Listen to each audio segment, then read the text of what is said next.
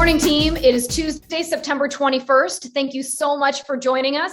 I'm Amy Core, and I'm joined by Kevin Van Eck, and we are live out of the Goose Island office. And we have a great topic to cover today. So make sure to grab your coffee, your tea, your Diet Coke, lemon water, power smoothie, whatever your drink of choice may be this morning. And let's jump into the next episode of Coffee with Amy and Kevin. That's right. Good morning, Amy. Good morning, everyone. Thank you so much for joining us again on this Tuesday. We're really excited about the topic. It's something that may not be new to each of you, but it's something that not all of us have taken advantage of. And for those of you that haven't heard about it, now is the time. Really, it's the time of the year where we can take on an opportunity to capture anything that may happen before the end of the year, but also to build our pipeline for 2022 to make sure that it's jammed full of success. We're going to be talking about real estate reviews today, and most importantly, doing them the easy way. That's right, Kevin. RERs, or real estate reviews that we like to call them. They are something that are so easy to do, and they're a great way to be able to move your business forward. In the fall market, as we are wrapping up into the end of 2021 and thinking about business next year, this is a great thing for all of us to be focusing on. So what we want to do is to make sure that you do not make it complicated, because complicated equals I'm never going to get it done. And we want you to be able to do a few real estate reviews, do 20 of them, 30 of them. And I know that sounds like a lot, but it actually can be really easy if you just break it down and make it really simple. So today we're going to keep this as simple as possible. And it has the same exact impact as if you try to make this overly complicated. All right. To prep, we want you to do two things. The first is we want you to take a look back at 2020, and everyone that you helped to get into a home, we want you to make sure that you can download their information. And then we also want you to go back a year prior to that. So we really want you to take a look at 24 months worth of transactions where you helped people buy homes. And you can go into the MLS and you're going to be able to download that information into an Excel spreadsheet. Once you have that information, which is going to be really basic, it's going to be their name and essentially the address that they purchased. That's going to allow you to take the next step, which is to go ahead and start working on prepping a real estate review that you're going to send to them. And that's the second step, which is prepping that real estate review. And again, just like Amy said, we're going to keep it super simple.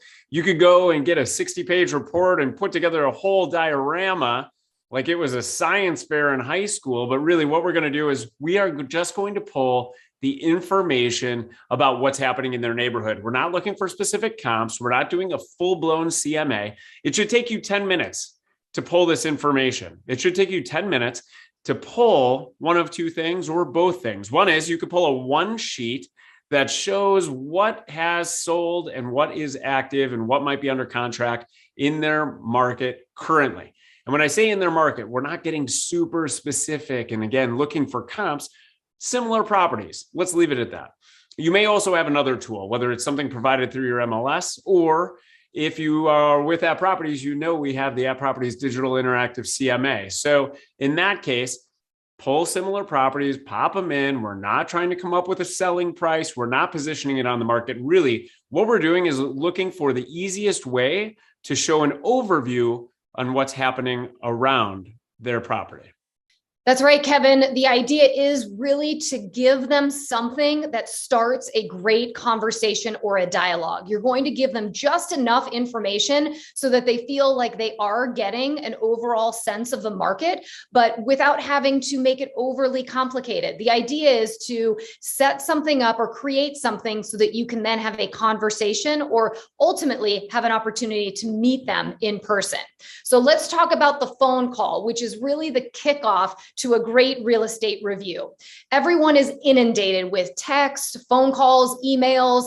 Everyone is super busy. So what you want to make sure of is that when you are reaching out, you're letting your clients or these individuals know that this is going to be quick and not take a lot of their time. So when you dial up or you call people, which is what we encourage you to do, pick up the phone and call them and invite them to a 10-minute conversation. All right, so the dialogue goes like this. Hey, Jim, it's Amy. How are you? Gosh, I know we haven't talked for a few weeks. How was your weekend? All right. Well, the reason that I'm calling is that for all of my clients, every year at the end of the year, I like to do a quick real estate review to show them what's happening in their market and in their community. Particularly this past year, real estate has been really busy and very active. So many of my clients have really been excited to have this quick 10-minute conversation and get a good sense of what's going on in their market.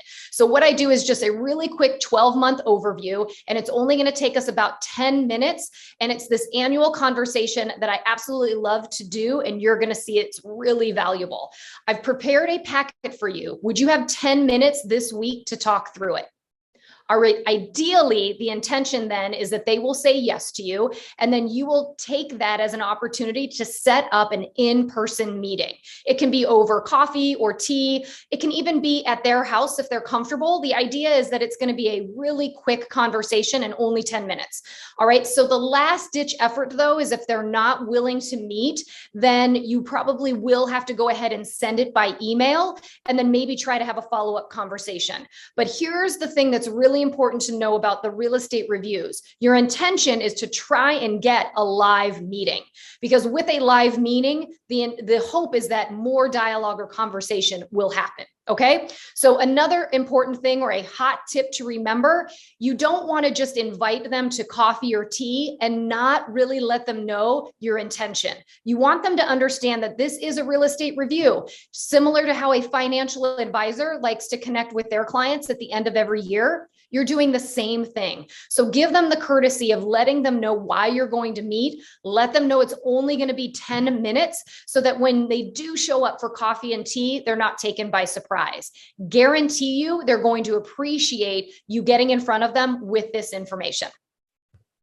That's right. And so once you've got the in-person meeting, or even if it's over Zoom, that's still a win too.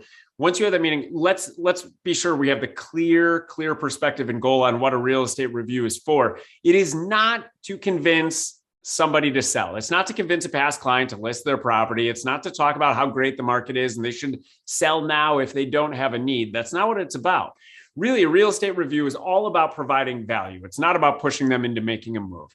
So we're in our in-person meeting or we're on Zoom. And so we start out with what? Forward questions. We ask questions. Hey, how are you? It's similar to how Amy started the dialogue with Jim, asking about the weekend, asking how life's been, et cetera. And through that, by asking about their family, occupation, recreation, and dreams, we can come up with potentially them needing a move, them needing something when it comes to real estate. So we ask forward questions also because it makes them feel comfortable. Then we talk about what we're going to be talking about, which is the market. We take out our sheet or 2 sheets, what we're going to show them, market trends, or maybe we pull up the App Properties CMA on our iPad or computer. And the key here, remember, don't go too far in depth. This is not an opportunity to filibuster somebody based on all of the knowledge you have about what's going on in the market.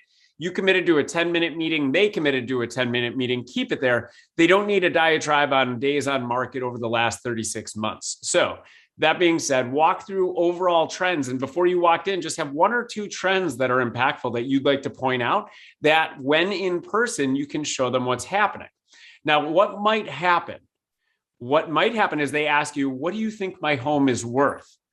Well, here's the jam. We didn't do a CMA. We didn't come up with a full analysis on where we position their property. And we say that. It's okay to say that. And just say, oh, I just prepared an overview. Really, when someone is interested in listing, I do a full-blown CMA. I do my homework. We'll walk through your home. It is an in-depth process to make sure that when I'm positioning someone's listing on the market, that we do position it correctly to get them to where they want to go on time. So it's much more involved. Let me ask, were you thinking about moving anytime soon? And right then and there, they'll either say yes or no, or maybe, and you've got insight into them possibly having a need too. And if they say, no, we're not thinking about moving, great, move on. And remember, you only spent 10 minutes putting this thing together. This is how you can get through 20 or 30 of these, like Amy said at the beginning, with very little time spent and still make them effective. So their answer when you ask, were you interested or thinking about moving, will tell you a little bit more about their future. And if they do answer that they may have a need, or they tell you that in 6 months, 9 months, maybe, now you've got yourself a warm seller sitting in front of you. Love it. Yes, that's the whole idea, right? This is just about creating an opportunity to get in front of somebody in your CRM, somebody who's a really qualified individual that you know, and see where they're at in their life. And odds are some of them may be thinking about selling in the future. So it is just about getting in front of these people and possibly starting that conversation. All right, so let's talk about how we're going to close this meeting. And remember, we're all pretty good talkers, particularly Kevin and I. No, but we all are. We're in real estate, right? And we do have to remember that we had committed to this just being 10 minutes. And we want to make sure that we stick to that, because we want them to want to do this again with us, right? And if we end up saying, hey, it's going to be a quick 10-minute meeting, and they don't find it effective or valuable, and it was 45 or 50 minutes, then they may not be as inclined the next time that we reach out to sit down with us again, right? So make sure you stick to the format and what you promised them. All right. So you also want to make sure that you're reading their body language. Some people may want to engage a little bit longer than the 10 minutes, but some, might really have things to do and want to move on. So make sure you're very aware of how they are reacting during the course of your 10-minute meeting. And then here's the moneymaker, or here's the way that this is going to really add value for you. And here's the thing, you've given them a really great overview of what's going on in their market, right? It's not super specific, but it's enough information to let them know what's happening in their community, where values are going, enough to pique their interest. And what you want to do is you simply say to them, I hope this was valuable for you to see what was happening in your area. And of course, I actually do this for all of my clients, but is there anybody that you know of, that you have a friend or a colleague that would be interested in getting this kind of information for themselves in their own home? And then you're quiet. You just wait to see, because odds are, oftentimes somebody might respond with, well, you know what? My sister and brother-in-law were over the other week for dinner, and they were actually talking about whether or not they should move. Maybe they would be interested in learning a little bit more about their community or what's happening in their neighborhood. So you want to make sure that they do show and agree that this was valuable. And then you just ask them if there's anybody else who would also see value in you putting something like this together. And if you position it in a way similar to what we'd said earlier, like a financial analyst, and you say, I do this for all my clients at the end of the year, it's part of my service, it's part of what I do for the clients that I work with, then it doesn't seem like it's something that would be out of your way. So you want to make sure that you really, articulate that and ask this question and see. The goal is that by the end of this 10-minute meeting, not only did you create great value and reconnect with this client, but they may have possibly given you 1, 2, or 3 names of individuals that you could reach out to and offer a real estate review to them, because this is about generating opportunity and generating business. So this is such a great way to get out and start building your pipeline. So let's start thinking about how many real estate reviews you can be doing over the next few weeks. It's so great. Real estate reviews are so great. But here's the thing. We know that in the back of your mind, you might be thinking, I'm never going to do this. Here is the reality. Like Amy said, people are walking away from real estate reviews with real buyers and sellers. They're getting referrals. So why don't you? Let's review the key points. Number 1, make it easy. Keep it simple. 10 minutes preparation. Your meeting is 10 minutes, unless the client wants to make it longer and you're really driving and you want to keep that conversation going because they are wanting to keep it going. Great. Keep it at 10 minutes. And then lastly, after you ask that closing question that Amy brought out, which is, do you know anyone else that would find value in this? Then make sure to follow up. Text them that day and pop a handwritten note in the mail, regardless of whether they had anyone to refer, that is going to solidify the value that you've provided. And instead of just reaching out to somebody saying, hey, how are you? How are you doing? Can I be of any help? Do you know anyone looking to buy or sell? You've actually done something that's valuable. So with that, thank you so much for joining us today. We hope you make it a wonderful Tuesday. Fill up your coffee and we'll see you soon. And I just dare you to go out there and do a few real estate reviews. I bet you great things are going to come when you do. All right, make it a great Tuesday, and we'll look forward to seeing you next week. Bye, team.